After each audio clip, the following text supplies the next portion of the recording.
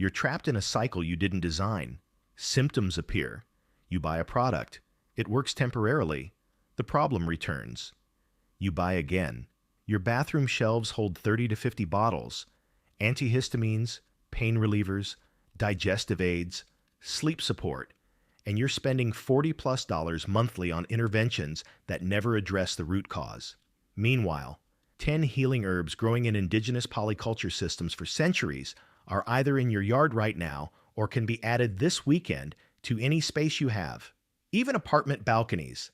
This isn't about abandoning modern medicine for serious conditions. This is about health sovereignty for the 80% of household issues that don't require a doctor but currently require your wallet. We're going to break down specific plants, specific compounds, specific uses, and the preparation methods that turn your garden into a self-replenishing pharmacy. Let's start with the plant you're killing right now because you think it's a weed. Plantain. Not the banana-looking fruit. The broad-leafed plant growing in every lawn crack and garden edge you own.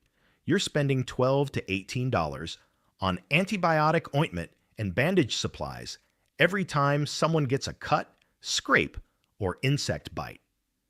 Meanwhile, plantain leaves contain allantoin and aucubin, compounds that accelerate wound healing and fight bacterial infection. Chew a fresh leaf for 10 seconds to break down the cell walls. Apply the pulp directly to the wound. Cover it. Indigenous cultures used this as frontline trauma care. Modern studies confirm it reduces healing time by 30 to 40% compared to leaving wounds untreated. Think about it. It grows in compacted soil where nothing else will. That means it's working as a soil breaker in your polyculture while providing medicine. You're not cultivating it. You're just stopping the war against it. Now let's talk about thyme. You might have it in your kitchen as a dried spice you use twice a year. Here's what you're missing. Thyme contains thymol, one of the most potent natural antiseptics and expectorants available. You're buying $15 bottles of cough syrup that make you drowsy and taste like chemical fruit punch. Thyme tea, 1 tablespoon fresh leaves, or 1 teaspoon dried in 8 ounces of boiling water, steeped for 10 minutes, breaks up chest congestion, kills respiratory bacteria, and costs you approximately 8 cents per dose if you grow it yourself. It's a perennial. Comes back every year. Plant it once, harvest it forever. But here's the reality. It also works as a living mulch around taller plants, suppresses weeds, and attracts pollinators that improve fruit set on nearby crops. You're not adding a decorative herb. You're installing a multifunction guild member that happens to replace your entire cough and cold aisle. Calendula is the third plant most people walk past without recognizing its value. Those bright orange flowers you see in ornamental gardens? They're anti-inflammatory powerhouses, triterpenoids that reduce swelling and promote tissue repair. You're spending $10 to $20 on hydrocortisone creams for rashes, eczema, minor burns, and skin irritation. Calendula infused oil. Pick 2 cups of flower heads, cover them with olive oil in a jar. Let it sit in a sunny window for 4 weeks. Strain. Outperforms over-the-counter cortisone for most minor skin issues. No side effects, no recurring purchase cycle. It self-seeds aggressively. 1 packet of seeds becomes a permanent addition to your garden. Plant it near tomatoes and peppers. It attracts beneficial insects that prey on aphids and whiteflies. You're building pest management while growing medicine. That's how indigenous polycultures worked. Every plant served multiple functions, and the system became more resilient with each addition. Think about what you just learned. 3 plants: wound care, respiratory health, skin inflammation. You've replaced $30 to $50 of monthly pharmacy purchases with plants that cost you $6 in seeds and $0 in maintenance after establishment. But here's what most people miss. These aren't isolated specimens sitting in decorative pots. They're guild members, Plantain breaks compacted soil and feeds it back to surrounding plants when you chop and drop the leaves. Thyme suppresses weeds and holds moisture. Calendula attracts predatory insects that protect your food crops. You're not building a medicine cabinet. You're building a self-regulating ecosystem that produces health as a byproduct of proper design. Indigenous growers understood this. They observed relationships. They didn't intervene. They arranged conditions where the plants did the work. Here's where it gets interesting. You're about to see how prevention costs less than treatment, both in dollars and in time lost to being sick. Let's talk about echinacea, the purple coneflower you probably recognize from ornamental landscapes. You're spending $25 to $35 on immune boosters every cold season. Pills that claim to support your system with isolated compounds and fillers. Echinacea root and flower contain alkylamides and polysaccharides that demonstrably increase white blood cell activity and reduce the duration of respiratory infections when taken at the first sign of symptoms. Dig roots in the fall after the plant has gone dormant. Wash them, chop them into small pieces. Cover with vodka in a jar. Let it sit for 6 weeks. Strain. That's a tincture.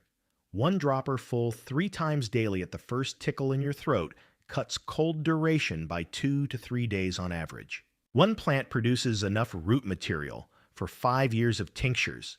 You planted it once. It's a perennial. It comes back. And while it's growing, it's attracting goldfinches that eat aphids on your other crops. Peppermint is the 5th plant, and you're already familiar with it as a flavoring agent, which means you've completely missed its functional value. You're buying antacids, anti-gas pills, and digestive enzymes for $15 to $20 monthly because your gut rebels against the processed food and stress you're feeding it. Peppermint contains menthol and rosmarinic acid, compounds that relax the smooth muscles of your digestive tract, reduce inflammation in your gut lining, and kill harmful bacteria while leaving beneficial flora alone. Fresh or dried leaves steeped as tea after meals prevent the bloating, gas, and indigestion you're medicating after the fact. It spreads aggressively. Most gardeners treat that as a problem. Here's the reframe. Plant it in areas where you want ground cover, or contain it in a pot and use it as a pest barrier around brassicas. Flea beetles hate the scent. You're installing digestive medicine that doubles as pest management. The cost? $2 for a starter plant that will try to take over your yard within 2 years. Chamomile is number 6, and this is where the cost comparison becomes almost offensive. You're spending $12 to $18 on sleep aids that leave you groggy, dependency-prone, and still not addressing why you can't sleep. Chamomile flowers contain epigenin, a compound that binds to the same brain receptors as benzodiazepines but without the addiction risk or the hangover effect. 1 cup of chamomile tea 45 minutes before bed, 2 tablespoons of dried flowers steeped in boiling water for 8 to 10 minutes, improves sleep onset and quality without pharmaceutical intervention. It's an annual that self-seeds so aggressively you'll be pulling volunteers for years after one planting. Let it. Chamomile improves soil health as it grows, and when you chop and drop the plants after flowering, you're adding nitrogen and organic matter. It also attracts hoverflies whose larvae devour aphids at a rate of 1 larva consuming 40 to 50 aphids daily. You're building sleep support, soil fertility, and pest control in one plant. Now let's address the dependency cycle you're trapped in. Pharmaceutical companies profit when you treat symptoms repeatedly. They have no financial incentive for you to build resilience. Your garden operates on the opposite model. Perennials return annually. Annuals self-seed. The system becomes more productive with less intervention as relationships develop between plants, soil biology, and beneficial insects. Yarrow is the 7th herb, and it exposes this contrast perfectly. You're buying anti-inflammatory pills for joint pain, menstrual cramps, and minor injuries. Spending $20 to $40 monthly on NSAIDs that damage your stomach lining with chronic use. Yarrow contains salicylic acid, the same compound in aspirin, plus flavonoids that reduce inflammation and promote blood clotting. Tea or tincture works for pain relief without the gastric erosion. It's a perennial that tolerates drought, poor soil, and neglect. Plant it once in a guild with nitrogen fixers like clover, and it mines minerals from deep soil layers that shallow-rooted plants can't access. Then makes those minerals available when you chop and drop the leaves. You're extracting subsoil fertility while growing pain medicine that costs nothing after establishment. Lavender is number 8, and this is the chronic issue plant that saves you the most money long term. You're trapped in the anxiety medication cycle, $10 to $50 monthly for prescriptions that come with dependency warnings, sexual dysfunction, weight gain, and emotional flattening. Meanwhile, lavender flowers contain linalool and linalool acetate, compounds that interact with your GABA receptors to reduce anxiety and improve sleep quality without the pharmaceutical side effect profile.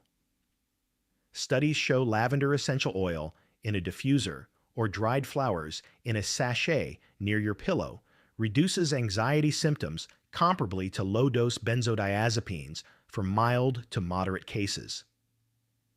Make a tincture from fresh flowers or dry them for tea.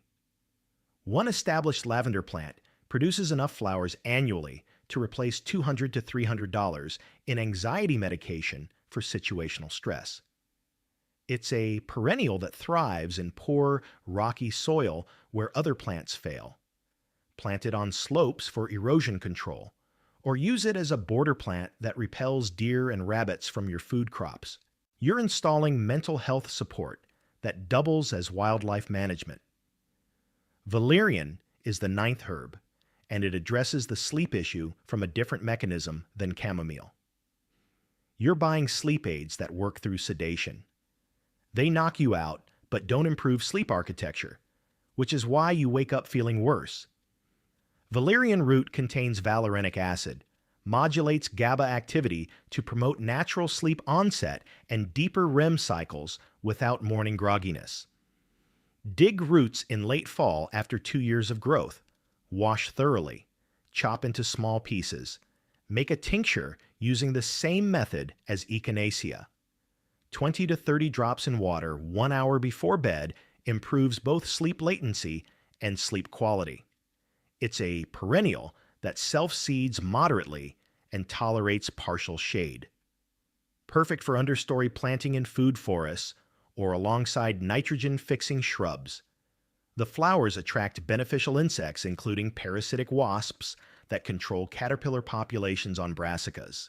You're growing sleep medicine that integrates into polyculture pest management systems. Here's the pattern you need to see. These aren't standalone remedies competing with pharmaceuticals on a symptom-by-symptom basis. They're guild members in a self-regulating ecosystem that produces health, food, soil fertility, pest control, and pollinator support simultaneously. Indigenous growers didn't separate their pharmacopoeia from their food systems because the same design principles applied to both.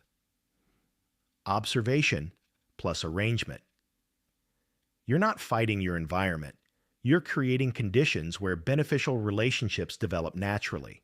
The 10th and final herb ties this together because it's the most versatile plant in this entire list and the one that will save you the most money if you only plant 3 herbs total. Garlic. You know it as food, but you're missing 90% of its medicinal value. You're buying antibiotics for infections, paying doctor visit co-pays for minor bacterial issues, spending money on immune support supplements. Garlic contains allicin, one of the most broad-spectrum antimicrobial compounds found in any plant. Active against bacteria, viruses, fungi, and parasites. Raw garlic crushed and consumed within 15 minutes of crushing delivers maximum allicin concentration. One clove daily during cold and flu season reduces infection incidence by 63%, according to multiple studies.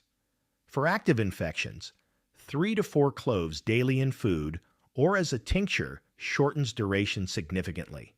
It's a perennial in many climates if you let some bulbs over winter. Plant individual cloves in fall. Harvest bulbs in summer. Replant the largest cloves immediately. One initial purchase of seed garlic, $12 for a pound, becomes a self-perpetuating supply that saves you $100 to $200 annually in antibiotics, immune boosters, and sick day losses. But here's what makes garlic the anchor plant. It works as a pest deterrent, a fungicide, and a companion that improves the health of nearly everything you plant it near. Garlic spray. Blend raw cloves with water, strain, dilute, spray on plants. Controls aphids, spider mites, and fungal diseases without chemical inputs. Planted near roses, it reduces black spot. Near fruit trees, it deters borers. In your polyculture vegetable beds, it occupies vertical space without competing for light, provides medicine and food simultaneously, and builds soil sulfur content that benefits brassicas and alliums. This is the indigenous design model. Every element serves multiple functions, and the functions support each other in ways that reduce your labor and your spending. Let's break down what you just learned across these 10 plants. Initial investment, approximately $35 to $50 in seeds and starter plants. Annual maintenance after establishment, close to zero. Perennials return, annuals self-seed, you're just harvesting. Pharmacy replacement value per year, $400 to $700 depending on your household's health baseline and current medication spend. But the real savings isn't just financial, it's time. You're not driving to pharmacies, you're not sitting in waiting rooms, you're not managing side effects from medications that created new problems while solving old ones. You're checking the garden, harvesting what you need, preparing it in 10 minutes or less, and using it immediately. That's health sovereignty. Here's the quick start roadmap if you're overwhelmed by 10 plants. Start with 3. Plantain for wounds and bites, garlic for immune support and infections, chamomile for sleep and stress. Those 3 cover 70% of household health issues for most families. Plant them this weekend. Plantain is already in your yard. Just stop killing it. Garlic goes in the ground in fall, comes up in spring. Chamomile seeds scatter in any disturbed soil and germinate within a week. If you're in an apartment or dealing with HOA restrictions, all 3 grow in containers. Plantain tolerates part shade and neglect. Garlic needs 6 hours of sun minimum. Chamomile wants full sun but forgives inconsistent watering. Total container space required, 3 5-gallon pots. Total annual cost after initial setup, under $5 for potting soil replacement. The mindset shift you need to make is this. Stop asking, what do I buy to fix this symptom?